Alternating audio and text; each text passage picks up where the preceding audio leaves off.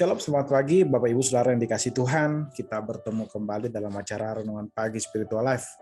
Pagi hari ini, sebelum melanjutkan aktivitas kita akan merenungkan firman Tuhan yang terambil dari Kisah Para Rasul pasal 15, ayat yang pertama sampai ayat yang ke-21. Nah, judul perikop itu adalah Sidang di Yerusalem. Saya akan membacakan bagian firman Tuhan ini bagi Bapak Ibu Saudara sekalian.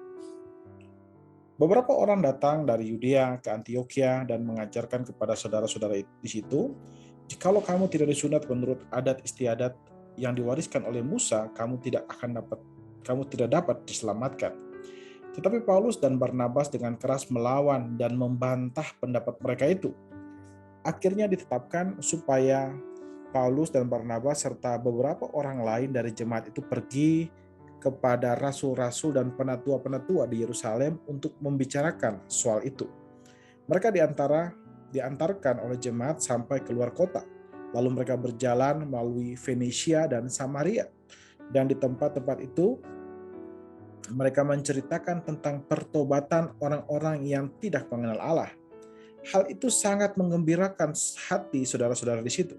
Setibanya di Yerusalem, mereka disambut oleh jemaat dan oleh rasul-rasul, oleh penatua-penatua, lalu mereka menceritakan segala sesuatu yang Allah lakukan dengan perantaraan mereka.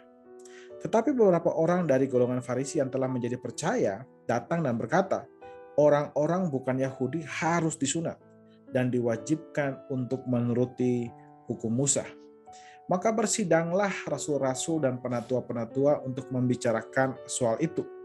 Sesudah beberapa waktu lamanya berlangsung pertukaran pikiran mengenai soal itu, berdirilah Petrus dan berkata kepada mereka, "Hai saudara-saudara, kamu tahu bahwa telah sejak semula Allah memilih aku dari antara kamu supaya dengan perantaraan mulutku bangsa-bangsa lain mendengar berita Injil dan menjadi percaya.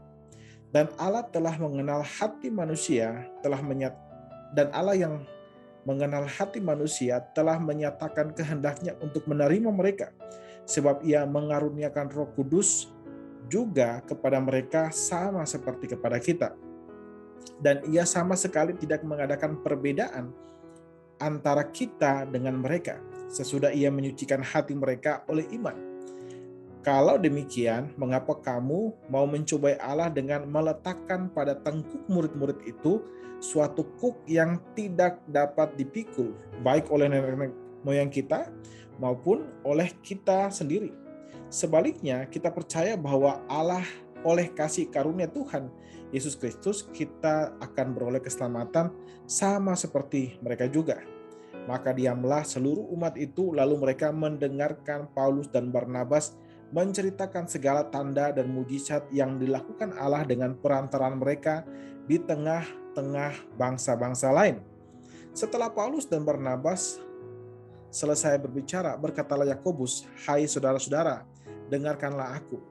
Simon telah menceritakan bahwa sejak semula Allah menunjukkan rahmat-Nya kepada bangsa-bangsa lain, yaitu dengan memilih suatu umat dari antara mereka bagi namanya.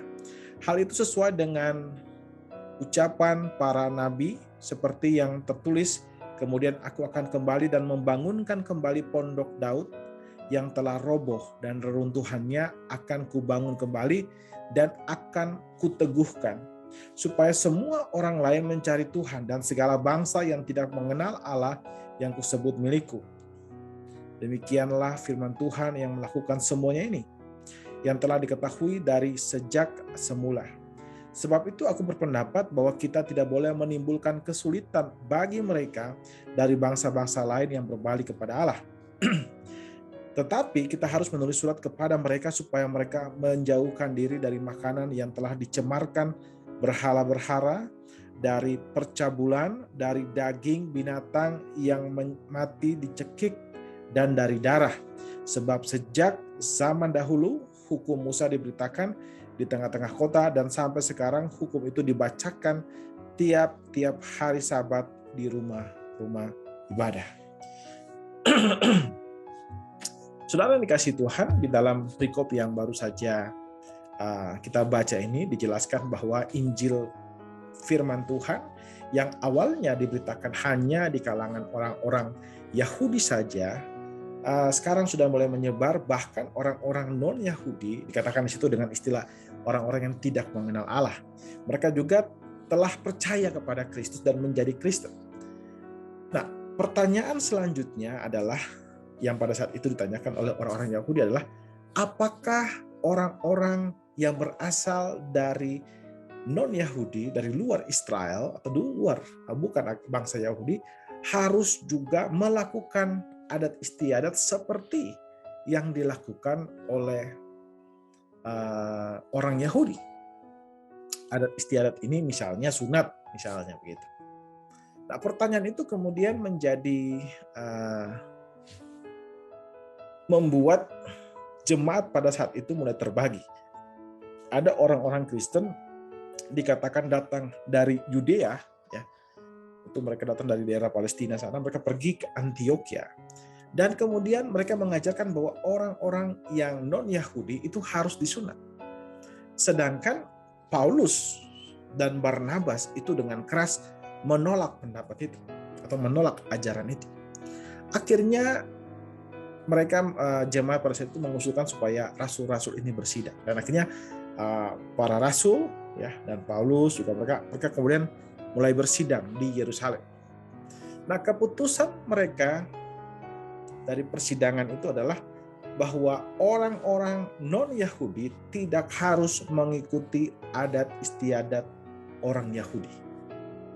Tapi kemudian Yakobus berkata di situ, Yakobus menjelaskan bahwa tapi kita pun harus memberikan atau memberikan nasihat kepada mereka atau menuliskan surat kepada mereka supaya mereka juga menjauhkan diri dari makanan-makanan tertentu, seperti misalnya makanan yang telah dipersembahkan kepada berhala, dan kepada juga mereka juga harus menghindari percabulan. Nah, saudara yang dikasihi Tuhan, dari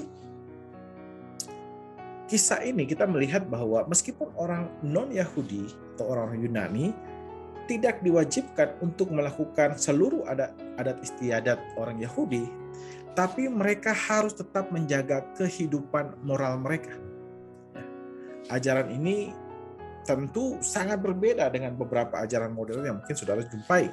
Ajaran modern yang misalnya mengajarkan bahwa karena kita sudah ditebus oleh darah Kristus, maka kita bebas melakukan apapun yang kita inginkan, apapun yang kita mau, termasuk hal-hal yang bertentangan dengan atau dilarang oleh Alkitab. Saudara yang dikasihi Tuhan, mereka percaya bahwa karena Yesus sudah mati untuk dosa-dosa kita, maka kita pasti akan diampuni dosanya jika kita melakukan semua dosa-dosa itu. Nah, saudara yang dikasihi Tuhan, ajaran yang mengajarkan ajaran ini bertentangan dengan apa yang diajarkan oleh Alkitab. Alkitab mengatakan bahwa seharusnya ketika kita percaya kepada Kristus, Kristus telah menyucikan dosa kita, maka kita tidak boleh menggunakan kebaikan Tuhan itu sebagai kesempatan untuk memuaskan hawa nafsu kita dan melakukan dosa. Hendaknya kebaikan Tuhan untuk mengampuni dosa tidak membuat kita hidup nyaman di dalam dosa. Tapi sebaliknya, saudara, kebaikan Tuhan, kebaikan Allah Bapa yang di dalam Kristus telah membuat kita lepas dari dosa, diampuni dosa-dosa kita, itu harusnya membuat kita hidup semakin serius, hidup bagi Tuhan, hidup di dalam ketaatan kepada Tuhan, hidup dalam kesalehan, hidup di dalam kekudusan. Dan setiap hari kita akan melihat bagaimana kehidupan kita diubah serupa dengan Kristus. Saudara, kita diselamatkan bukan supaya masuk surga saja. Kita diselamatkan supaya kehidupan kita diubah, supaya menjadi serupa dengan Yesus, dan pada akhirnya kita akan disempurnakan keserupaan kita dengan Kristus, sehingga kita bisa hidup bersama-sama dengan Allah Tritunggal di dalam kekekalan. Itulah surga yang sejati. Jadi surga bukan tempat, surga adalah hidup bersama-sama dengan Allah di dalam kekudusan untuk selama-lamanya. Jadi saudara yang dikasihi Tuhan, keselamatan di dalam Kristus itu bukan hanya membenarkan kita, tetapi keselamatan di dalam Kristus juga membentuk kita menjadi serupa dengan Kristus, supaya kita bisa hidup bersama-sama dengan Allah Tritunggal di dalam kekekalan dan di dalam kekudusannya. Ya, saudara yang dikasihi Tuhan, mari kita ambil waktu sejenak untuk merenungkan firman Tuhan yang baru saja kita dengarkan ini. Saudara, apakah ada dosa-dosa yang masih menghalangi saudara untuk berubah menjadi sama seperti Kristus? Saudara, marilah kita mengambil waktu sejenak untuk mendoakan hal tersebut. Mendoakan kelemahan-kelemahan kita yang mungkin masih membuat kita jatuh sehingga kita masih jauh dari kesempurnaan seperti Kristus. Dan mungkin ada saudara yang mungkin sudah lama menikmati dosa-dosa tertentu, ini waktunya supaya saudara meninggalkan dosa-dosa itu. Berdoalah untuk meminta anugerah Tuhan melalui Roh Kudus untuk datang memberikan saudara kemampuan untuk meninggalkan dosa-dosa itu dan bertumbuh menjadi sama seperti Kristus.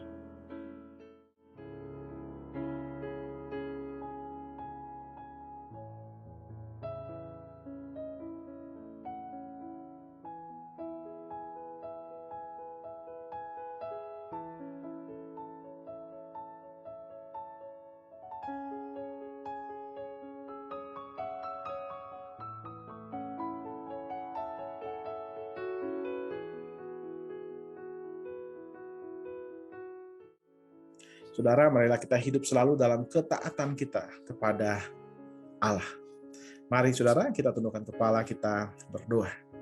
Ya Tuhan Allah Bapa kami bersyukur buat kasih dan setia-Mu kepada kami. Terima kasih jika Engkau sudah memberikan kepada kami kesempatan untuk bisa mendengarkan firman Tuhan pada pagi hari ini yang mengingatkan kami bahwa kebaikan-Mu itu tidak boleh kami gunakan untuk hidup di dalam dosa, tapi sebaliknya kami gunakan untuk menjadi kesempatan bagi kami untuk hidup di dalam kekudusan dan kebenaran. Sehingga dari hari ke hari kehidupan kami semakin dibentuk menjadi serupa dan segambar dengan anak-Mu Tuhan. Terima kasih Bapa, terima kasih Tuhan Yesus, kami serahkan kehidupan kami selanjutnya ke dalam tangan kasih dan karunia-Mu saja Tuhan. Apapun yang kami akan kerjakan hari ini, biarlah itu menjadi kemuliaan bagi nama-Mu Tuhan. Engkau berikan kepada kami hikmat, Engkau berikan kepada kami kekuatan. Kami juga berdoa bagi yang sakit Tuhan, mari Tuhan Engkau sembuhkan mereka dengan anugerah-Mu, Engkau pimpin mereka supaya mampu memaknai peristiwa-peristiwa yang sedang mereka alami saat ini, khususnya sakit yang sedang mereka alami Tuhan. Terima kasih Bapa, kami serahkan seluruh kehidupan kami hanya ke dalam tangan kasih dan karunia-Mu saja. Di dalam nama Tuhan Yesus kami berdoa kepada Bapa Surgawi. Haleluya. Amin. Amin. Bapak Ibu Saudara yang dikasihi Tuhan, selamat pagi. Selamat beraktivitas dan Tuhan Yesus memberkati Bapak Ibu Saudara sekalian.